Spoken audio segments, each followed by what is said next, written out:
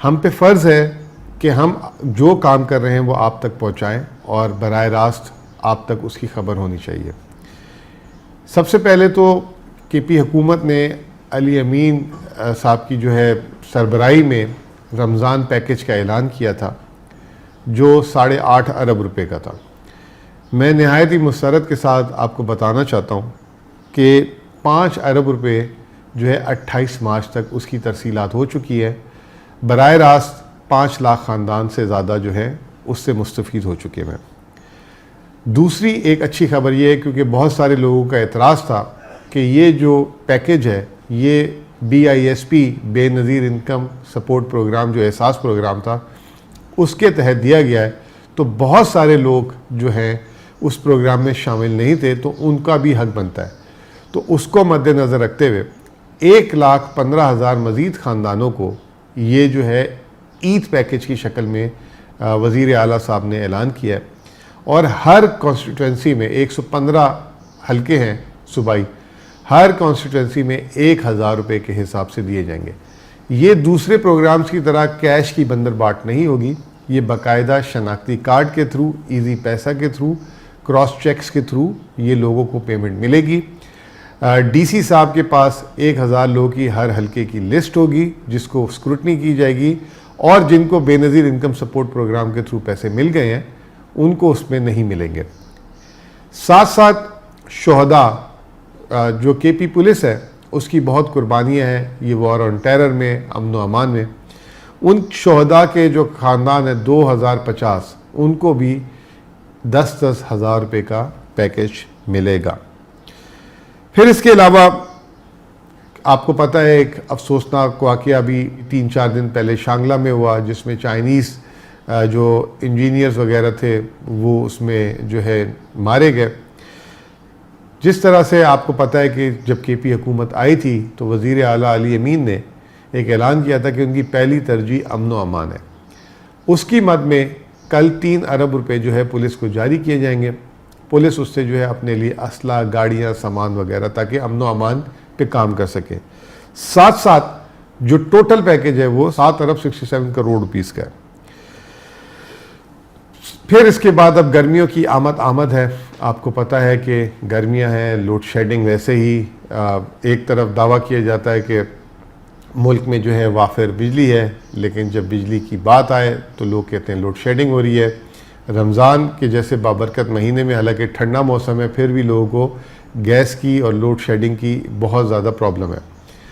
کے پی میں بہت سارے جو ٹرانسفارمرز ہیں، جو بہت سارے جو فیڈرز ہیں، وہاں پہ جو ہے وہ ریپیئر اور مینٹیننس مانگ رہی ہے۔ وابڈا جو ہے اس میں کوتاہی کرتی ہے، بر وقت ایکشن نہیں لیتی، جس کی وجہ سے لوگ پریشان ہوتے ہیں۔ وزیر اعلیٰ نے جو ہے ایک دفعہ پھر 1 ارب 15 کروڑ پہ جاری کرنے کا فیصلہ کیا ہے، جو کے پی کے ٹرانسفارمرز کی ریپیئر اور مینٹیننس کے لیے ہوں گے، اور جہاں جہاں شکایت ہوگی اس کو فوری طور پہ نافذ العمل کیا جائے گا تاکہ لوگوں کو بجلی میں پرابلم نہ ہو۔ آخری میں کے پی کی ترقی سب کے لیے اہم ہے، کیونکہ یہاں پہ جتنا روزگار ہوگا اتنی جو ہے لا اینڈ آرڈر کی سچویشن کم سے کم خراب ہوگی۔ تو 2 اقدامات کل کیے گئے ہیں۔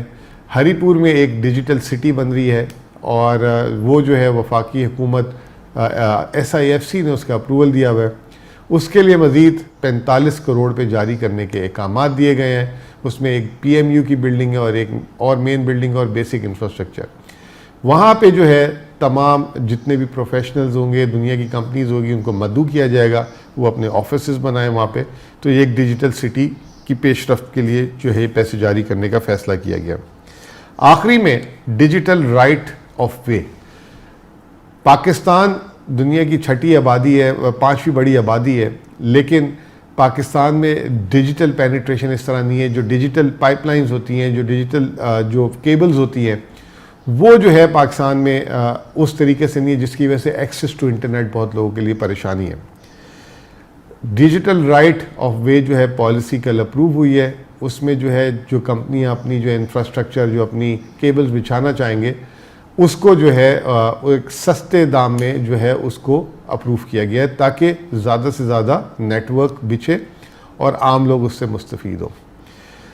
آخر میں ہم لوگوں نے اپنی جو ہے آمدنی بڑھانے کے لیے ایک ہمیشہ سے بات آتی ہے کہ صوبے اپنی آمدنی بڑھانے کے لیے کیا کر رہے ہیں, تو اس کے لیے بھی ہم اقدامات کر رہے ہیں. ہم نے کنسلٹیشن شروع کر دی ہیں.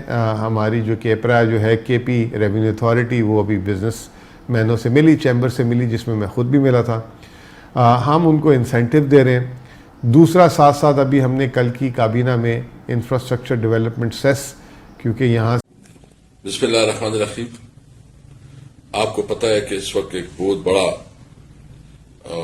ایشو اس وقت جو ہے نا پورے ملک میں زیر بحث ہے, جو چیف ججز نے جتنی بہادری سے اپنا موقف جو ان کی سپیریئر جوڈیشری ہے, سپریم کورٹ اور چیف جسٹس صاحب کے سامنے رکھا, اور ان کے اوپر جو حالات گزرے ہیں یا ان کو جس طرح ڈرایا دھمکایا گیا ہے یا جس طرح اس کو اپنے کام سے روکنے کے لیے ان کے اوپر جو دباؤ ڈالا گیا ہے, سپریم کورٹ کی ریسپانسبلٹی ہے کہ وہ اپنے ججز کو تحفظ دے.